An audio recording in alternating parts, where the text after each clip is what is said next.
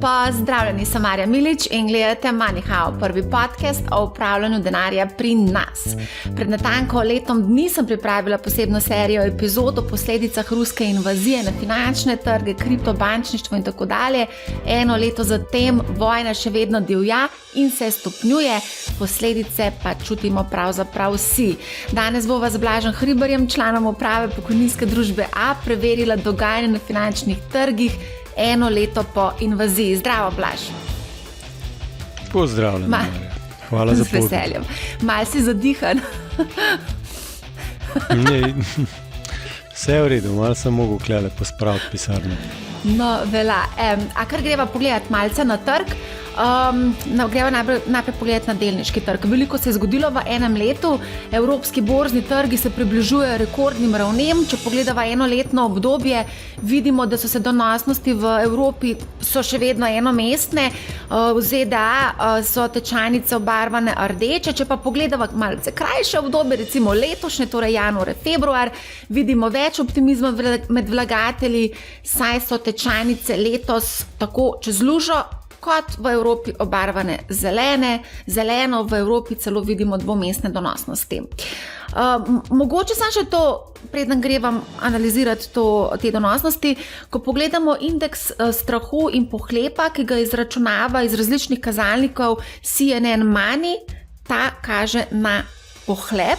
Sam indeks VIX, ki pa prikazuje nihajnost na borzi, se je precej umiril, je bolj stabilen kot pred letom dni, torej ta psihologija vlagateljev na borzi je res zanimiva. Se strinjaš?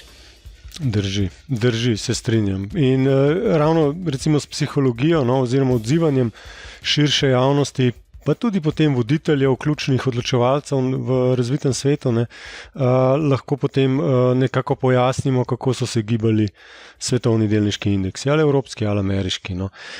Generalno, ja, seveda vojna nič dobrega ni prinesla, tako kot nobena.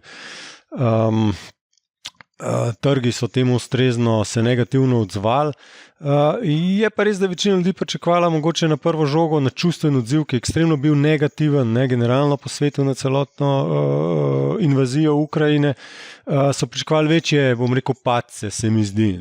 Je bilo lansko leto negativno, drži, ampak znotraj celotne zgodbe je bilo tudi kar nekaj zmagovalcev, sektorjev zmagovalcev in v bistvu celotna zgodba, zakaj so se delniški indeksi lani gibali tako, kot so se, samo deloma pojasni Ukrajina oziroma predvsem energetska kriza. Glavnino pojasnila bi jaz prej iskal v temu, da je bilo to prvo pravo popandemijsko leto, in da se je številno tisto, kar se je dogajalo med ukrepi, zajezjevalnimi ukrepi, končalo in to končalo odločno in močno. In to je povzročilo tiste, prve tudi probleme za kapitalske trge. Ne govorim seveda o inflaciji kot glavnem problemu lanskega leta, ki se je pojavil. Zdaj omenjaš, da je bilo nekaj sektorjev pozitivnih, definitivno v ospredje energija, pozitivna je bila tudi panoga industrije, zdravstva, preskrba z elektriko,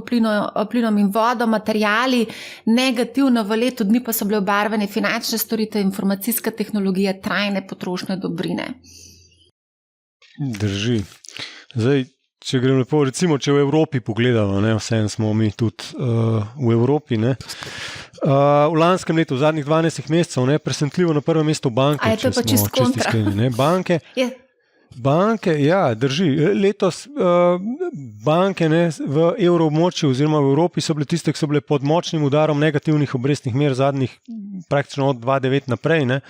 In to obdobje se je nenadoma končalo lani. Končalo se je v bistvu proti koncu leta, v zadnjem četrtletju, z drastičnimi dvigi obrestnih mer centralnih bank, potem Euriborja in tudi že celo leto praktično pa postopnemu dvigovanju obrestnih mer obveznic, torej donosnosti obveznic. In banke so tiste res, ki so tukaj, ki zdaj žanjajo te obrestne prihodke, neto obrestne prihodke. Na eni strani dobivajo 3 in več odstotne obrestne mere na popolnoma varnih ali pa z vidika bank ali pa regulatorjev bančnih varnih obveznic. in drugih naložb, in na drugi strani pa nam dajo za naš denar na bančnem računu, ne vem, meni 0%, no, verjetno vam tudi. Ne. Na depozitih pa nekaj malega počasi začenjajo. Torej, končno zopet banke praktično po 15 letih ali pa 10 letih najmanj v evroobmočju zopet služijo za neto obrestno maržo, torej razliko med obrestno mero, po kateri posojajo, in obrestno mero, po kateri si izposojajo, torej depozitno obrestno mero. In to se pozna na delnicah bank, močno, predvsem v zadnjem času, ko objavljajo rezultate poslovanja v zadnjem lanskem četrtletju, ko so bile obrestne mere višje. To je recimo ena tak prikaz, kako drastično se je v zadnjem letu svet spremenil. Ni povezano to direktno z Ukrajino, je pa posredno z Ukrajino. Ne? Na drugem mestu je energija, torej delnice iz naftnih podjetij, kdorkoli je zagotavljal energijo zahodnemu svetu, je bil lani izredno dobičkonosen. Pika.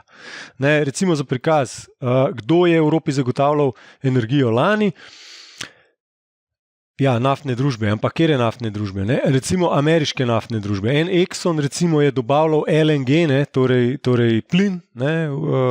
Prek utekočinjen, zmrznen na posebnih tankerjih v Evropo, in ta plin je imel enormno ceno, recimo da 12-krat, 15-krat višjo, kot je bila običajna v preteklosti. In to seveda pomeni enormni dobiček za tistega, ki ta plin lahko zagotovi, in recimo Exxon je bila ena od družb, ki je to lahko zagotovila.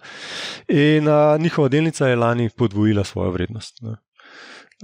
Sem vesel, da smo jo tudi imeli majčken v našem portfelju in močno izstopa v primerjavi z karkoli drugega, kar se najde tipično v portfeljih, globalno razpršenih delniških portfeljih. Potem pa naprej, ne, razne panoge, pa če greva zdaj na konec, ne, tisto, kar je bilo najbolj na udaru lani, ne, so bile pa v bistvu vse naložbe s fiksnimi donosi. Ja, zakaj? Ja, zato, ker so se dvignile obrestne mere, in če ste se vi v bistvu odločili kupiti, dajmo reči, sklela na delniškem trgu, to pomeni, da so bile najslabše donosne, najbolj negativno donosne v zadnjih 12 mesecih, to je približno tretjino, so izgubile te delnice, naložbe v nepremičninske družbe. Ne. Te nepremičninske družbe imajo na eni strani naložbe v nepremičnine, torej so lastniki nepremičnin, stanovanj, trgovskih centrov, pisarn, skladišč in tako naprej. Na drugi strani imajo nekaj kapitala, lastniškega kapitala od svojih delničarjev, nekaj pa si ga običajno sposodijo na kapitalskih trgih. In seveda te družbe so prišle zdaj v, bom rekel, te res neprijetno situacijo, ko na eni strani se jim močno draži to sposojanje na kapitalskih trgih, ne, bomo še kaj rekli na to temo, koliko se je to spremenilo leto dni, ampak res drastično se je podražil vir financiranja, posojila so se podražila. Na drugi strani, ne, pa imajo nepremičnine, kjer je pa kar težko zelo na hiter dvigati najemnino za take gabarite, kot se je na drugi strani ti podražilo posojilo. Ne, in torej počasi dvigujejo najemnine, ampak niti slučajno ne tako hitro, kot se jim draži dolg, in posledica je zmanjšana vrednost pač take delnice oziroma take družbe. Ne. Torej vse tisto, kar je v bistvu bilo nekaj podobnega, kot bi rekel neka dolgoročna naložba za stabilnim, varnim, vnaprej določljivim, fiksnim donosom. Ali je bila to dolgoročna obveznica države, ali recimo Republike Slovenije, ali pa nepremičninska družba. Mogoče samo za prikaz, s temi nepremičninskimi družbami ni samo po sebi nič narobe. Ne? V njihovih stanovanjih še vedno ljudje stanujejo, v njihovih trgovskih centrih so še vedno ljudje, ki hodijo v trgovine, hodijo v kavarne, v kinodvorane, bowlinge in tako naprej. Ampak enostavno se je matematika spremenila in zato cena teh družb. Ne. Podobno je recimo z obveznicami, če preskočim na obveznice, ne, lansko leto največja, bom rekel, negativna zgodba lanskega leta, oziroma ne samo lanskega leta, ne, takega prevrednotenja obveznic praktično ni bilo že zadnjih 40 let, vse od konca 70 let. Mislim, da leto 81, če sem prav gledal, je bilo recimo zadnjo, ko je bil nivo obrestnih mer na tem nivoju, še kakšno leto prej, v 70 letih pa zadnjo leto, ko so tako drastično zrasle obrestne mere na državne ali pa generalno na obveznice ali pa v našem okolju generalno, ne, saj so tudi tukaj stanovanjska posojila podjetjem in tako naprej. Skratka, res ekstremni premiki. No. In kaj je imelo to za posledico? Recimo slovenska državna obveznica, ki zapade leta 2032, ne, ki je bila izdana leta 2022, je v tem letu izgubila 23,8%. Ne. Torej minus 23,8%, če ste začetek leta kupili obveznico slovenske države 10-letno in jo konc leta prodali. To je enormna izguba. Zdaj boste rekla, kaj je narobe s Slovenijo. Ne, nič ni narobe s Slovenijo. Enako boniteto imamo, dvojni A-, odlično boniteto po S&P 500. Mislim, marsikaj bi lahko bilo boljš, tako kot v vsaki državi, ampak gledano skozi čas, Slovenija ni izgubila na kreditni boniteti, na ugledu na finančnih trgih ali česar. Nič takega. Ne. Podobno se je zgodilo z nemško obveznico, podobno se je zgodilo z nizozemsko, avstrijsko in tako naprej. Ne. Torej, lansko leto je res nek ekstrem na obvezniških trgih pri premiku obrestnih mer, pri inflaciji in posledično je vse to potem vodilo naprej razlike v donosih po panogah na delniških trgih, po regijah na delniških trgih in od tu lahko v lanskem letu praktično vsako naložbeno kategorijo, naložbeni razred, posamezno naložbo lahko pojasnimo prek inflacije, obrestnih mer ali pa vpliva energetske krize. Zdaj se v bistvu zelo lepo predstavil, da tudi obveznica lahko predstavlja na nek način tvegan inštrument, nisem ta prava beseda. Ja, je tvegana z velika naložbe, temu se reče obrestno tveganje in vsekakor smo to zanemarjali zadnjih 15 let. Pazi to, obveznice za fizične osebe, za nek nov trend. Zdaj, ko bo ECB zaprla pipco, izdajatelji seveda iščejo različne poti do denarja in seveda fizične osebe so tiste, ki imajo nakopičene denar. Zdaj recimo na Hrvaškem so nedavno izdali obveznice, ker so prednost imeli prav fizične osebe pri nakupu. Samo en dan bojo odprli možnost za nakup institucionalnih vlagateljev, podobno je tudi v Španiji, menda, da so tam upokojenci celo v vrsti stali za nakup te obveznice, tako so pisali na Bloombergu. Zdaj, kje so pasti, na kaj moramo biti pozorni, kakšni so stroški vzdrževanja, če gremo eno tako zgodbo? Zdaj za fizično osebo, če se pogovarjamo. To je zdaj trend, Blaž, ja, sorry. Trend. To je več 100 let star trend, ne? V Sloveniji bi bilo pa to nekaj novega, ker do zdaj nismo to na ta način tržili. Ne?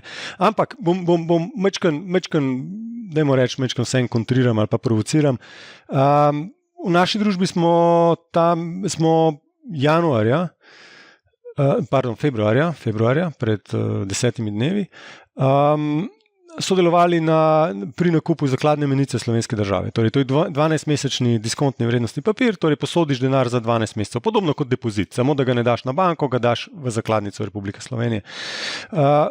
V zameno dobiš nematerializiran vrednostni papir, ki ga lahko tudi prodaš. No, to je razlika do depozita. In seveda jamči, da boš to dobil nazaj slovenska država. Ne. Tako kot za depozit do 100.000 evrov, ne pa tako kot za depozit nad 100.000 evri. Ne. Ogromna razlika. Ne. Potem vam jamči samo tisti bankir, s katerim ste sklenili ta posel.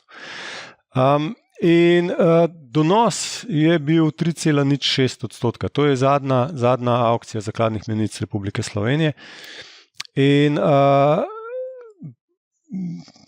kar je pa zanimivo pri tem za fizične osebe, pa je, da v bistvu mislim, da lahko s 500 evri ali s 1000 evri že tudi fizična oseba sodeluje, ne? Torej ni praktično nobene ovire, da bi fizična oseba res sodelovala in namesto, da ima na banki po 0% ali pa 0,1%, ne vem koliko, kere banke nudijo, se nisem s tem ukvarjal, ampak sumim, da manj kot 3%.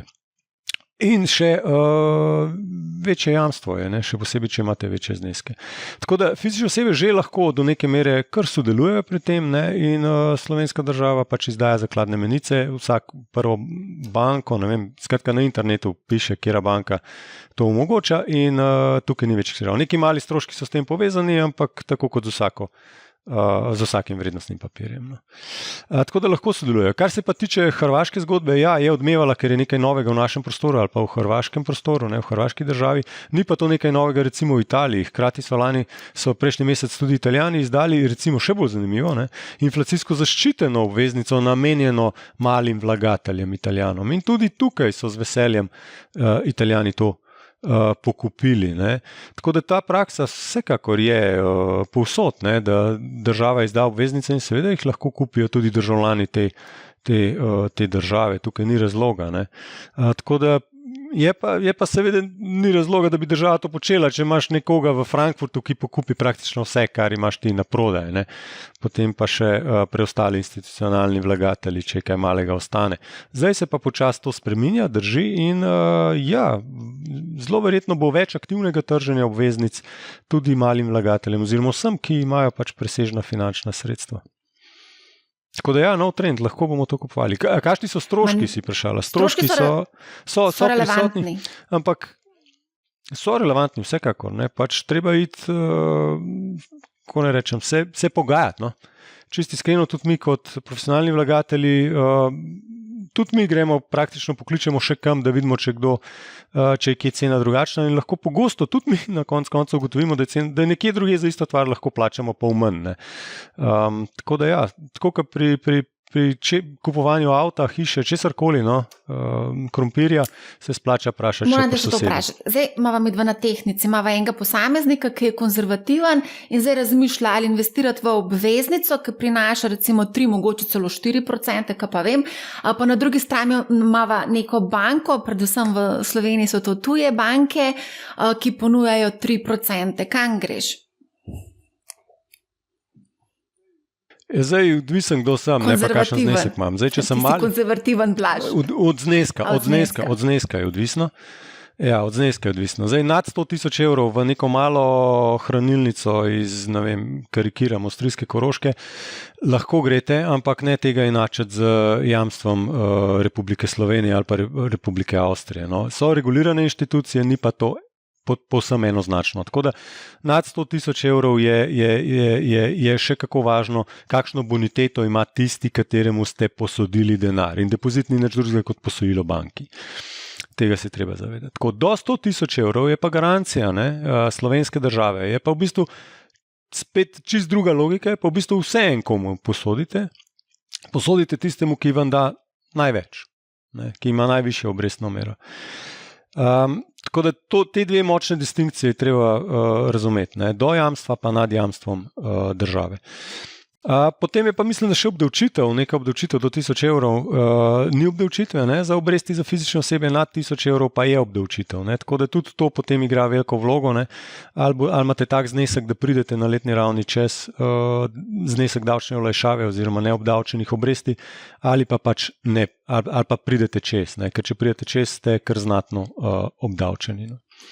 Zelo. Tako da Potem pa, skratka, če ste fizična oseba, čez 100,000 evrov in čez 1,000 evrov obresti, potem se vam hiter tehtnica nagne v prid obvezniškim trgom.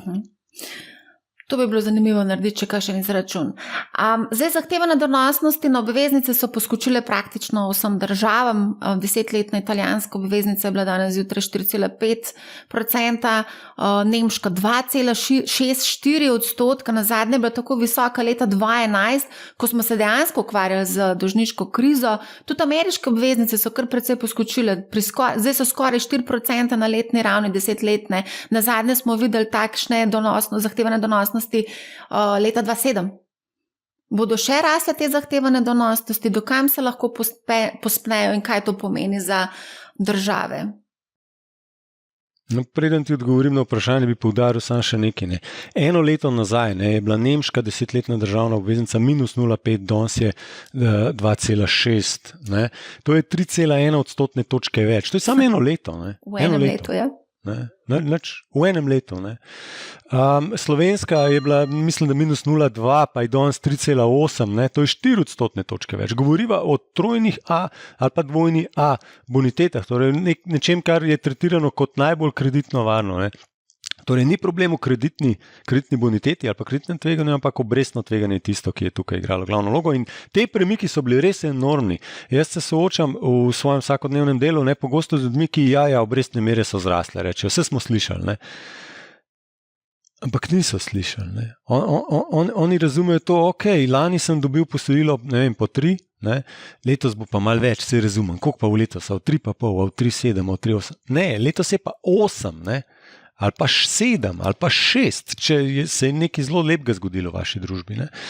Skratka, 4 odstotne točke več, kot je bilo lani, je ta prava številka letos in to kar marsikoga šokira. No? Tako da zato sem poudaril, ne, lani je bilo 0, zdaj je 4 in to je nova realnost.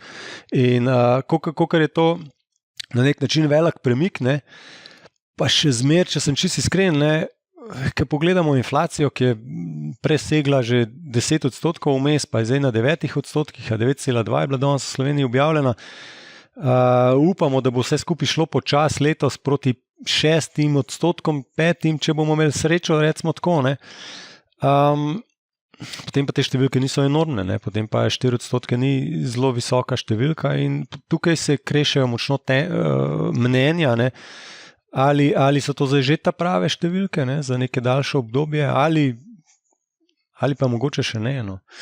In zdaj zadnje tedne, ne, grejo te številke navzgor. Ne. Torej zdaj, trenutno danes so to najvišje vrednosti zahtevanih donosnosti obveznic, kratkoročnih ali pa dolgoročnih, kar smo jih pač videli, tako kot se reklo, od leta 2007 naprej. Ne. Za intermezzo, Euribor leta 2007 je bil še 2% točki višji, kot je danes Euribor, ne? Pa inflacija tudi slučajno ni bila tako visoka, kot je v teh dneh. Ne? Tako da zelo težko je tukaj dobiti dajmo reči, tako včasih se je lepo slišal nek ekonometrični model, izračun, ne? In povedati, kjer nivo je pravilen. Ne? To je nemogoče. Vse je odvisno od dejavnikov, ki niso pod kontrolo nikogar izmed nas. No. V prvi vrsti vztrajnosti inflacije, v drugi vrsti pa šokov na ponudbeni strani in potem odziva javnosti, torej na strani povpraševanja na drugi strani. No. Ali lahko grejo obrestne mere še više, ne? Če je bilo to tvoje vprašanje? Ja, lahko grejo še precej više. Ali bojo ostale na teh nivojih ali šle više, to je pa zelo nehvaležno reči. Mi smo nagnjeni k temu, da je precejšnje tveganje, da obrestne mere še porastejo tekom letošnjega leta. Logika, ki to podpira, je pa predvsem v tem, da se inflacija seli iz tiste pandemijske inflacije, torej v prvi vrsti so bile ta prve dobrine, ne, uvožene iz tujine, iz Kitajske, iz tam, kjer so bile tovarne dobesedno zaprte, teh dobrin ni bilo, kar jih je pa bilo, so bile pa zelo drage. En kupenih problemov v dobaviteljskih verigah, torej šok na strani ponudbe. Ne. Potem smo iz tega šoka prišli na drug šok na strani ponudbe, ki smo mu rekli energetska kriza, hrana se je podražila, vse, kar prihaja iz Ukrajine in Rusije, se je drastično omejilo in posledično podražilo. Hkrati s tem se je pa sprostilo tudi ogromno denarja, prihrankov, ne, ki je bil prisilno privarčevan med pandemijo in to je prišlo na stran povpraševanja. Ne. Torej, idealna kombinacija, da se sproži visoka inflacija in se je sprožila. Problem, ki pa zdaj nastaja, ne, je pa, da se ta visoka inflacija ugrajuje naprej v druge storitve, v druge cene, ki v prvi vrsti sicer nimajo veze z Ukrajino ali pa s pandemijo, še kako pa vplivajo na našo inflacijo in so tiste najbolj cene, ki ne bi bile najbolj stabilne, ki ne bi bile najbolj, ekonomisti rečejo ali pa rečemo, da so lepljive, da so stiki. Ne. In to se zdaj dogaja. Ne. Kot najbolj plastičen prikaz tega je pa rast plač oziroma ugrajena rast plač, recimo v Sloveniji tudi pokojnin in javnega sektorja. Ko enkrat pokojnine vsake 3 mesece zrastejo za 4-5%, je ekstremno težko ustaviti inflacijo, ne, brez da se nekaj močno spremeni. Ne. Ali drastičen dvig obrestnih mer, ali pa recesija, ali pa oboje. Ne. To je tisto, kar običajno v zgodovini je prekinilo pač to, kar se zdaj dogaja. No. Torej, ugrajeno trmasto inflacijo. A se bomo ujeli v vrtinec više inflacije in višanja plač? Smo že ujeti. Koliko časa pa misliš, da se bomo vrteli v tem vrtincu in da nas bo izpljuvalo ven? Dokler ne bo prišlo do recesije, oziroma če povem še bolj konkretno, ne, dokler se ne bo začela povečevati brezposelnost. Ne. Dokler imamo mi nižajočo se brezposelnost in statistični urad je ravno včeraj objavil, da je 3,5% najnižja v zgodovini, kadarkoli, odkar Slovenija obstaja, oziroma odkar statistični urad obstaja. Ne. In podobna situacija je v evroobmočju, podobna situacija je v Ameriki, ne. Skratka v zahodnem razvitem svetu in v takem okolju enostavno ne moš pričakovati, da ljudje ne bodo zahtevali višjih plač, če je hrana se podražila za 20%, ne. Če so se avtomobili podražili za 30% in tako naprej. Ne. Tako da, in seveda delodajalec nima moči, da bi rekel ne, ker potem bo brez zaposlenih. Tako da v to smo zdaj ujeti, torej tako imenovano plačno inflacijsko spiralo smo zdaj ujeti, ne, kako pa to presekati. Ja, vidimo, centralne banke so postale zelo agresivne, vsaj v retoriki zaenkrat, ampak trgi vse bolj verjamejo v to, da bojo tudi v dejanjih. Torej, Fed je dvignil že na 4,75, 4,5 do 4,75% in se pričakuje, da bo šel proti 5,5 do jeseni. ECB 2,5 na depozitni obrestni meri, ne, se pričakuje, da bo šla. Danes so bile že neki članki, neki naslovi oziroma iz kapitalskih trgov izhajajoči podatki, da se pričakuje, da bo šla proti 4%, ne, do konca leta. Ne. Skratka, restriktivna denarna politika je tista, ki to lahko zabremza. Alternativa je samo restriktivna fiskalna politika, če sem realen, tega v okolju kakršno smo, ni realno za pričakovati, ne, smo v okolju, dajmo reči, neke vojaškega konflikta, ne, kjer države se trošijo za obrambo, trošijo predvsem za energetsko varnost, torej za nove zelene tehnologije in trošijo tudi za subvencije za vse težave, ki jih prinaša ta svet. Ne. Tako da fiskalna restriktivna politika ni realna, preostane samo restriktivna denarna politika, lahko pa pride do nekih, bom rekel, šokov na strani ponudbe, to bi bil pa najlepši scenarij, ne, torej da kar naenkrat je zopet nafta zelo poceni, plin zelo poceni, hrana zelo poceni, kitajske dobrine na polno razpoložljive in poceni in potem se to vse skupaj inflacija umiri. V ta scenarij iskreno jaz ne verjamem, tega ne vidim na trgih.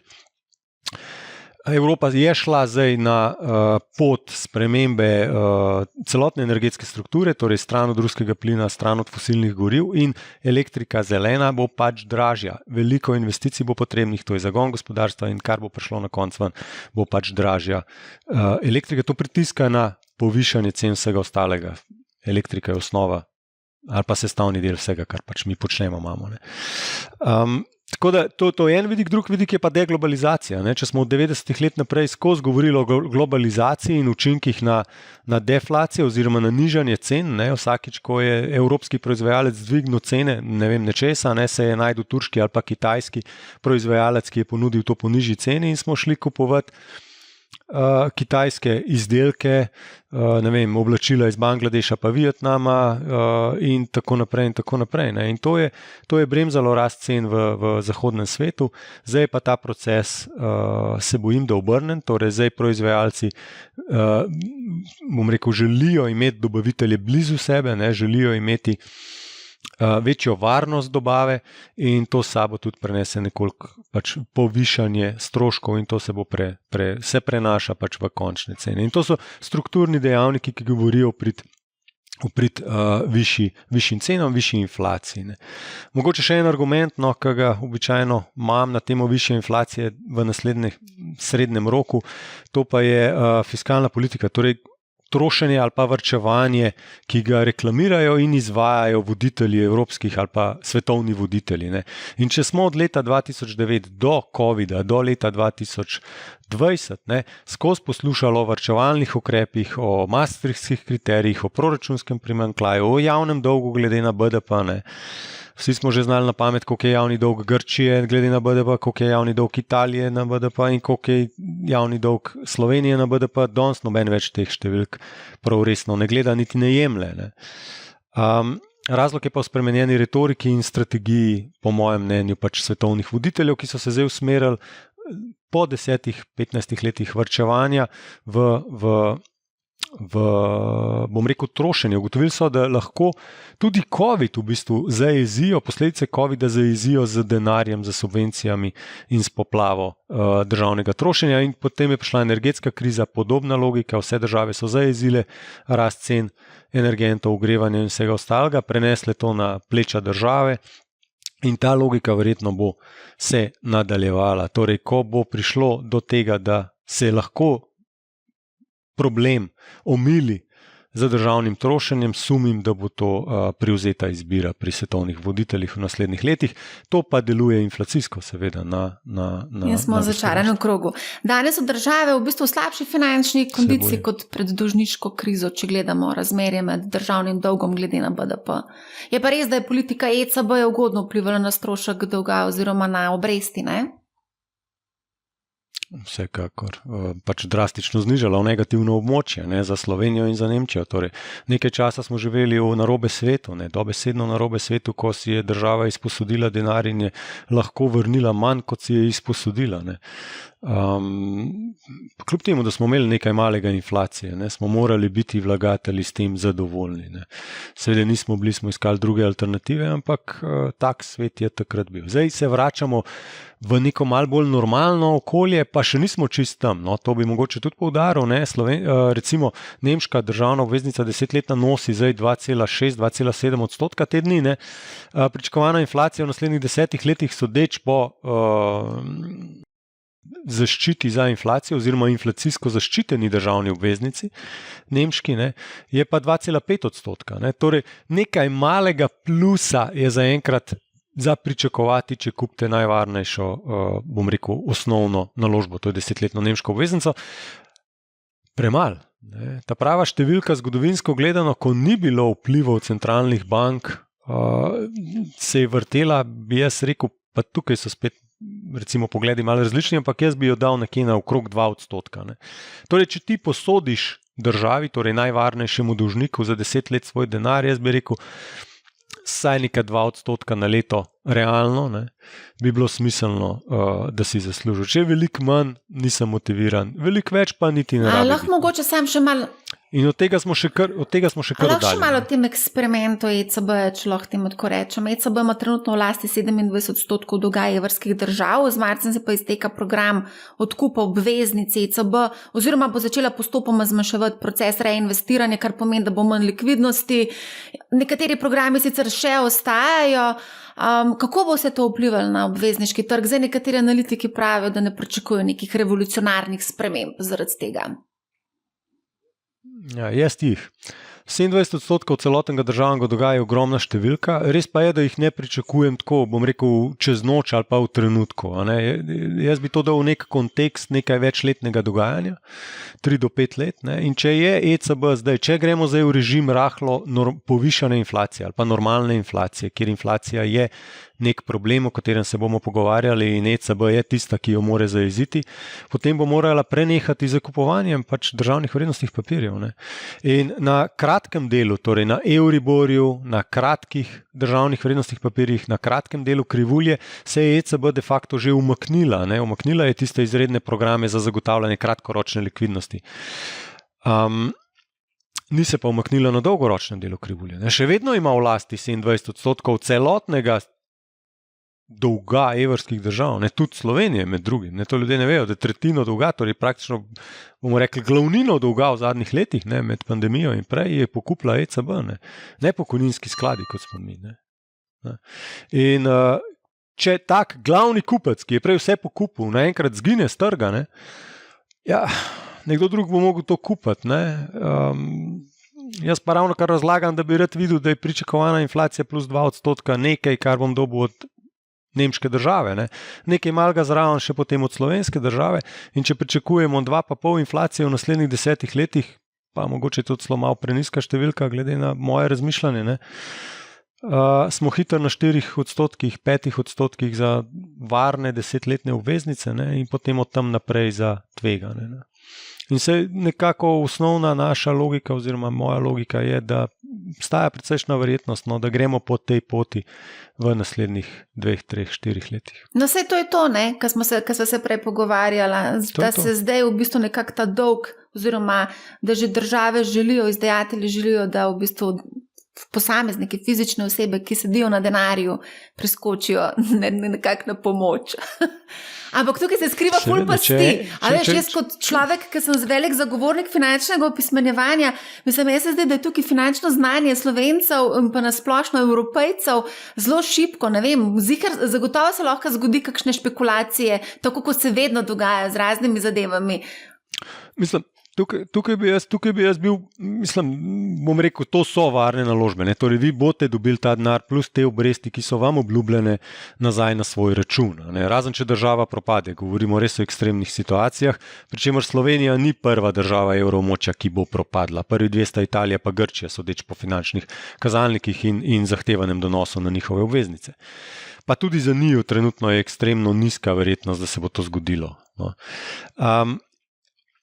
Torej, tisto, kar je lahko v narekovaju težava, je, če bi vi vmes želeli to prodati. Ne. Tako, kot sem vam rekel, ne, če bi kupili dolgoročno obveznico.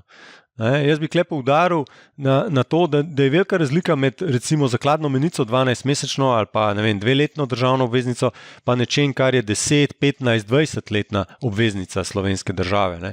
Pa ne govorim o kreditni oceni, ampak o obrestnem tveganju. Če se dvignejo obresti, dajmo samo iti čez matematiko, čez praktičen primer. Ne. Če kupite zakladno menico, tako kot sem rekel, če bi jo kupili 14 dni nazaj, bi dobili 3,06%. Čez eno leto bi torej dobili 10.000 evrov, pa 3,06%, 306 evrov. Ne. In potem bi zopet po obrestnih merah, ki so takrat na trgu, to reinvestirali, recimo po 4%, če gre mačkam gor. Ne.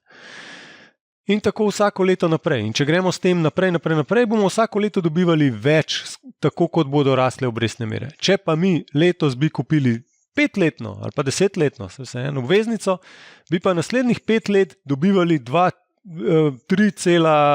danes bi bilo 3,7 recimo. Ne. In že naslednje leto bi na zakladni menici dobili 4%, torej več, kot bi dobili na tej obveznici, ki ste jo kupili pred letom. Skratka, začeli bi dobivati manj, kot pa nekdo, ki bi vsako leto kupoval 12-mesečne zakladne menice. Zato ta gospod, ki bi kupil zakladne menice, nima obrestnega tveganja. On lahko vedno to zakladno menico praktično po isti ceni tudi proda med letom. Medtem ko, če bi se vi čez 2 leti odločili, da boste pa zdaj prodali to obveznico, ki ima še 3 leta ali pa 7 let do konca življenja, bi dobili za njo manj, kot ste pa posodili na začetku slovenski državi. Gre za enostavno, gre v bistvu, vem, da je kontraintuitivno, številni se s tem imajo malo težavo, ker vsi razmišljajo v konceptu depozita. Saj, če imate obveznice, morate to dobiti, če ni defaulta. Ja, to že, sam dobivaš manj, kot pa bi dobival, če bi se drugače odločil, torej za spremenljivo obrestno mero oziroma za enoletno, dajmo temu reči enoletno vezavo. No. Mogoče je lažje razložiti z enoletno vezavo depozita, pa 5-letno vezavo depozita. In če rastejo obrestne mere, kje boste dobil več na enoletnih vezavah? Na začetku si omenil, da je slovenska obveznica, da si izgubil 23%. V kakšnem obdobju? V enem koledarskem letu. Gre pa za 10-letno državno obveznico. Ne? Gre za Slorep 32. Torej, a veš, življenje je nepredvidljivo, ne veš, kaj se ti bo zgodilo čez eno leto. Ne? Tako da mogoče pride do situacije, da moraš prodati, ampak to boš prodal s 23% izgubo. Tega se je treba zavedati. Ne? Drži. Ja, samo v tem primeru je prišlo do 4% točke dvigu. 4% točke se je dvignil zahtevan donos. To je res ekstremno, še enkrat. To, odkar sem jaz na svetu, ni bilo takega primera. No. Pa že dolg si na svetu, a ne? Pa ja, hrbet boli pa to, a ne? Sin mi gre v srednjo šolo. No, moj sin je pa že v srednji šoli, tako da se pridružujem te bolečini. V glavnem, a greva zdaj s temi novotarijami malce naprej, tokenizacija, evropska direktiva, ki ureja izdajo tokeniziranih vrednostnih papirjev, ne bi začela veljati z marcem. Recimo, a je to nekaj, kar ti je zanimivo? Tokenizacija vrednostnih papirjev. Why not? Zaenkrat premalo vem o tem, da bi lahko sploh komentiral. Je to zanimivo? Ni zanimivo. Če sem pa čisto iskren, kapitalski trg svetovni, dajmo reči, da je to tako, kot se rekla, novotarija, ampak vse, kar obstaja na tem kapitalskem trgu, torej denar, ki je sredstva, ki so prek obstoječih, mehanizmov, za institucionalne vlagatelje smo več kot dovolj servisirani. Torej vsako podjetje, ki želi kapital ali dolg, ima možnosti, da do tega pride, če ima seveda na drugi strani argumente, pač ponudbo, ki nam je zanimiva. Tako da zdaj za tokenizacijo, tako ali drugače, zdaj karkoli že to pomeni, sumim, da to ni nekaj za nas, za profesionalne vlagatelje, za pokojninske sklade.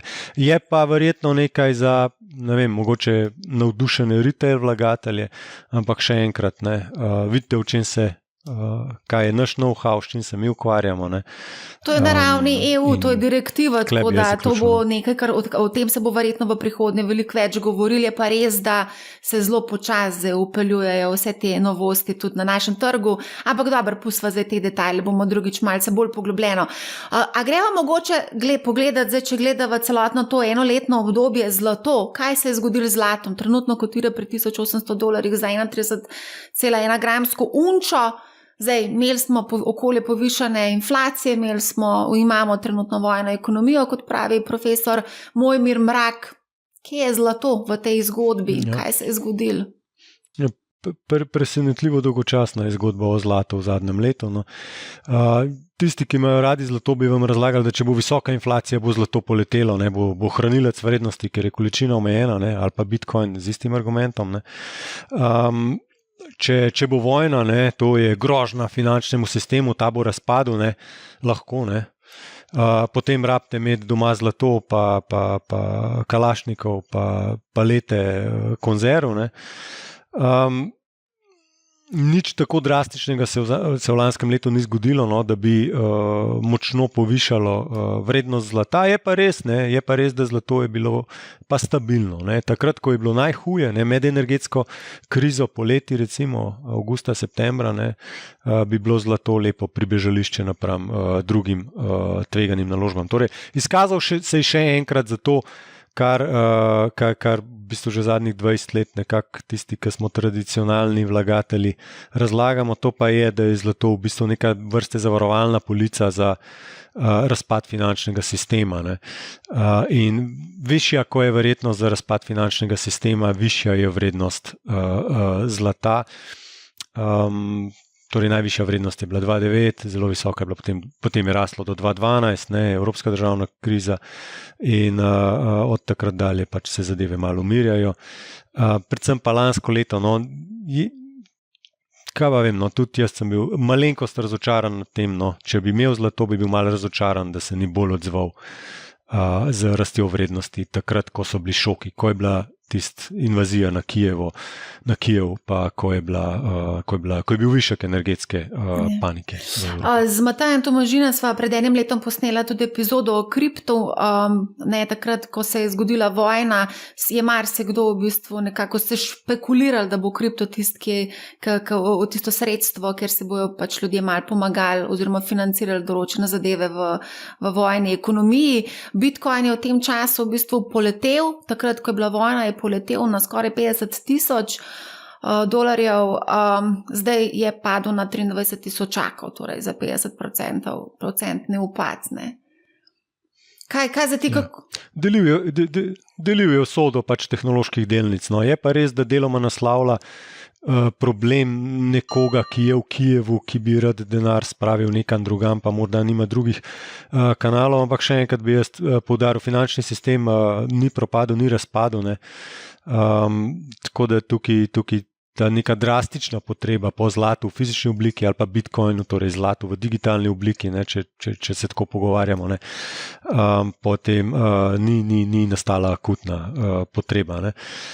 Kar se pa tiče drugih kripto, bitcoin in vseh drugih digitalnih valut, ne, ja,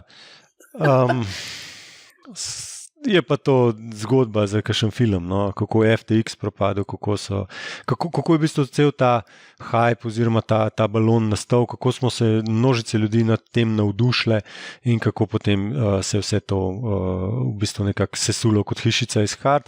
Je pa res, da neke temeljne karte tukaj so in te so še danes prisotne. Bitcoin je eden od teh in se pač obnaša kot, bom rekel, tradicionalna, ena bolj tveganih, ampak tradicionalnih, recimo, tehnoloških delnic. No. Nič bistveno drugače. Zdaj pogosto kažemo s prstom na razne te kriptomenjalnice, pogosto pa pozabljamo, da tudi investicijske banke so velikokrat financirale kakšne zločince in potem so se z veliko milijardami evrov odkupovale in oprale svoj madež. Tako da tudi to moramo pač povedati iskreno, okay. No, da se tudi to dogaja, pa tudi potem bi lahko posneli kakšen film, iskreno. No, sej so jih kar nekaj že. Gledaj, veš, kaj me zanima? 9. marca so v bistvu tam Rusijo izključili z MSCI-ja, to je referenčni naložbeni indeks, in sicer zdaj to obravnavajo kot samostojni indeks ruskih delnic in ne več v sklopu delniških indeksov trgov v razvoju. Kako je to zdaj vplivalo recimo na sklade ali pa na portfelje? Kako so se v bistvu prilagodili? Težko. Ne. Zdaj to targetira predvsem pač vlagatelje iz zahodnega sveta. Ne. MSCI indeksi so pogosti referenčni indeksi, recimo za vzajemne sklade, tudi za pokojninske sklade. In dokler je ta naložba v indeksu, jo načeloma lahko imaš ali pa jo imaš, odvisno od analitske strateške alokacije sredstev. Ne. Po drugi strani imaš tudi indeksne sklade, imaš ETF-e, ki avtomatsko sledijo takim indeksom. Ne. In torej, ko je prišlo do te spremembe, je bilo treba pač to na nek način zmanjšati. Ne. In prodati nisi mogel, ne. Torej ni se dal iti na rusko borzo in tam prodajati. Ne. In torej si lahko, kaj pa vem, kaj so naredili, čisto iskreno. Nisem ta prav za to vprašanje, nismo imeli ruskih delnic, tako da ne znam odgovoriti, sumim pa, da so enostavno prevrednotili na nič, ne, in šli dalje za življenje. Sodeč po vepih, no, v tistih dneh, ne, torej vzajemnih skladov zahodnega sveta, ki so imeli ruske delnice, so naredili to, kar sem rekel. Če ne moš prodati, je vredno nič. No. Ja. Mogoče sem še to sem danes gledala, najbolj donosne borze na svetu, Slovenija med njimi, mislim, da je 9. najbolj donosna, mogoče lahko še malo pokomentirava na hitrco slovenski trg. Kaj ne rečem, super rasti cen slovenskih delnic, ne, pač Krka odlično posluje, NLB fantastično posluje, Petrol upajmo, da bo zopet dobro posloval, ko ne bojo se države mešale v cenovno politiko na bencinskih črpalkah, tako da imamo zrele, dobro profitabilne firme v okolju polne gospodarske aktivnosti, kako ne rečem, ni brezposelnih, ne? Noben ni brezposlen, razen na svojo željo praktično.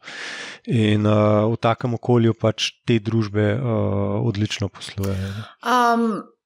Zdaj si omenjal, da imamo dobro gospodarsko okolje, kako ti vidiš recimo naslednje leto, govorilo se je predvsej o recesiji, omenjalo se je celo stagflacijo, kje smo zdaj s temi scenariji?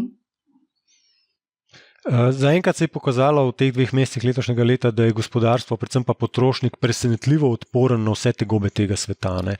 Mene je bilo fascinantno lani, ne, ko sem gledal razpoloženje potrošnika v Evropi, Sloveniji, v Ameriki. Ne.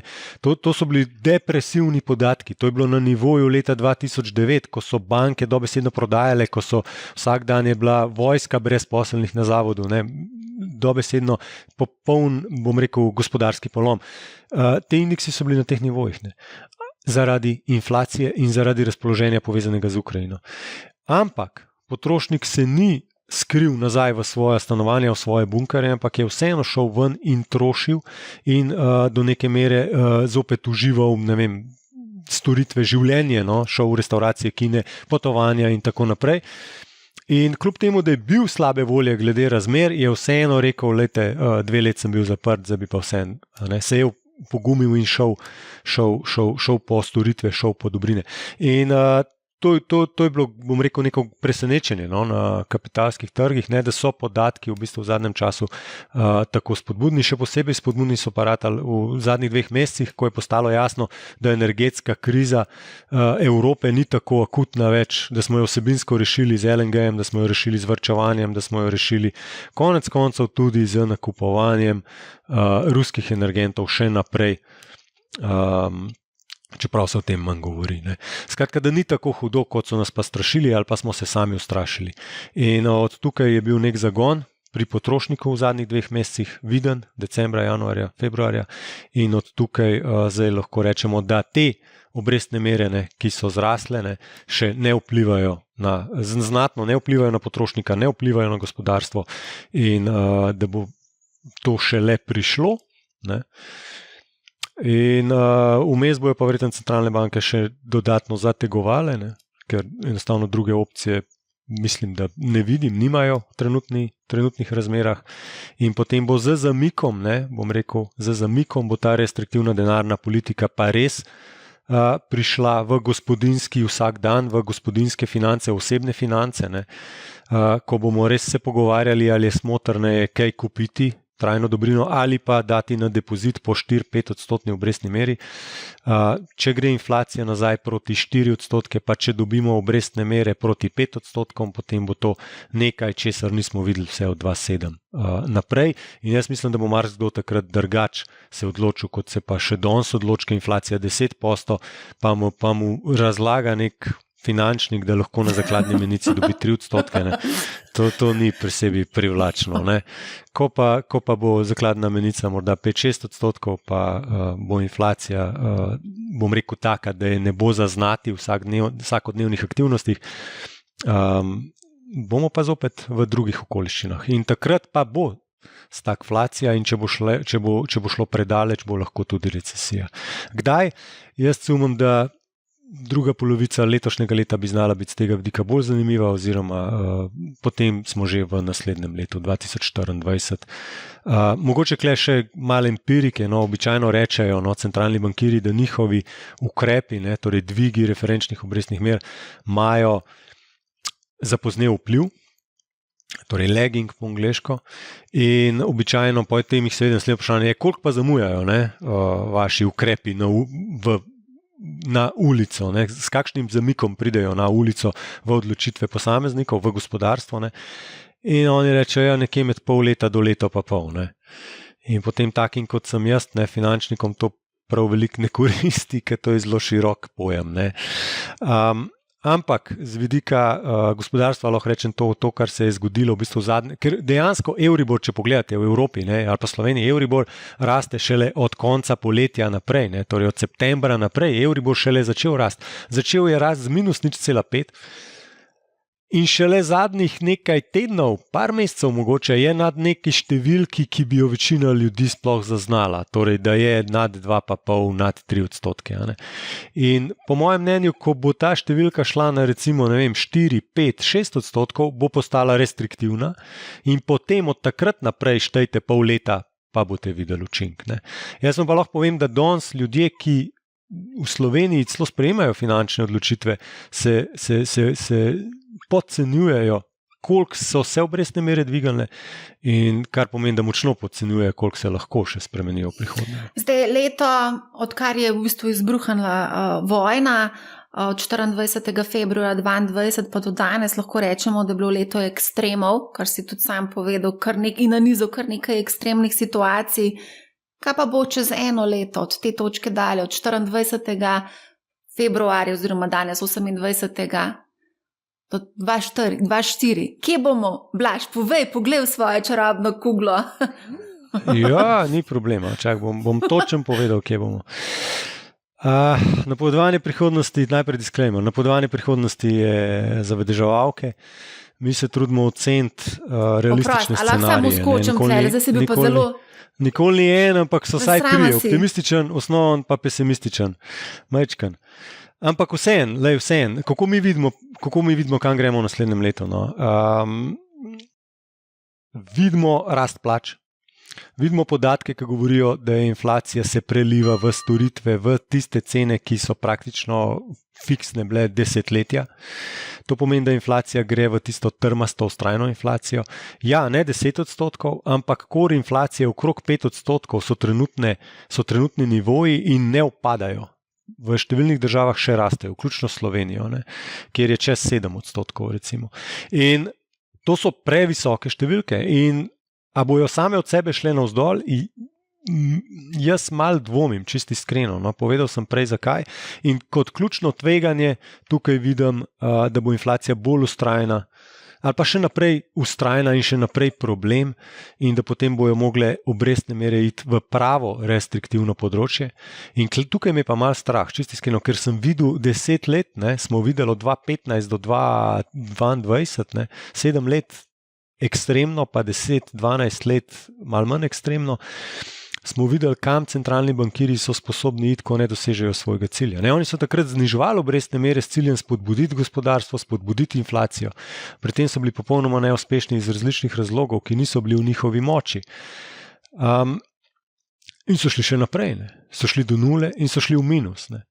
In recimo, da so zdaj okoliščine v drugo smer nagnjene, z deglobalizacijo, z fiskalnim trošenjem, za podražitvijo energije, zelenim prehodom in tako naprej, in da bojo mogli bremzati inflacijo, torej ravno obratna situacija. Do kje so oni pripravljeni iti, da dosežejo svoj 2% inflacijski cilj? Zelo težko to reči. In na koncu, nažalost, običajno se konča z neko rastjo brezposelnosti oziroma z drugimi besedami, z recesijo. In tak scenarij, težko zapeljem to bistveno drugače, kot da je to nek scenarij za nek srednji rok. Ne. Je pa res, da se je odmaknil. Kot sem rekel, potrošniki so bili presenetljivo odporni in letos imamo lepe delniške donose. Upam pa, da bo tako nadaljeval. Tako, kot sem pa rekel, pričakujem, da bo potrošnik to težo višjih obrestnih mer začel čutiti, ko bo pol leta Euribor recimo od danes naprej pol leta, pa sumim, da bo tudi v Sloveniji marsikaj drugače, ko se bomo v gostilni pogovarjali o obrestnih merah. Zaenkrat se v gostilni še vedno jasno pogovarjamo o ceni elektrike, plina in Ukrajine. No, mogoče, jaz bom pa protestirala, ker si rekel vedeževalke. Mislim, da je eden zelo znan vedeževalec, ki nosi tvoje ime. Vedeževalec Blaž v Sloveniji. Potem pa najbolje, da njega vprašaš za točne vrednosti S&P 500 čez eno leto. Ampak veš... Jaz bi mogoče pa zgodovinska opaska na to temo. No. V okolju rastočih obrestnih mer delnice običajno ne prinašajo nekih ekstremnih visokih donosov. Pred enim letom smo se tudi kar precej pogovarjali o zelenem prehodu. Finančna panoga je na zeleni prihod in na ESG in vse zeleno in trajnostno mogoče malo pozabila v lovu za iskanjem teh donosov, ki so jih ustvarjali v energetski panogi.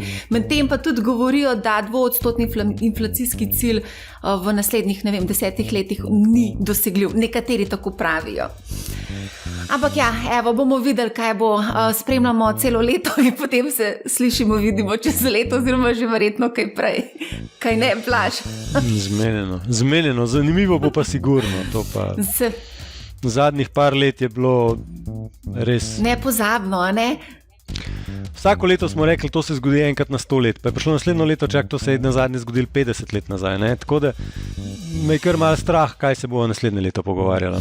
Zagotovo bo pa zanimiva debata, tako kot je bila današnja. Tako da hvala, Blaž, za super debato.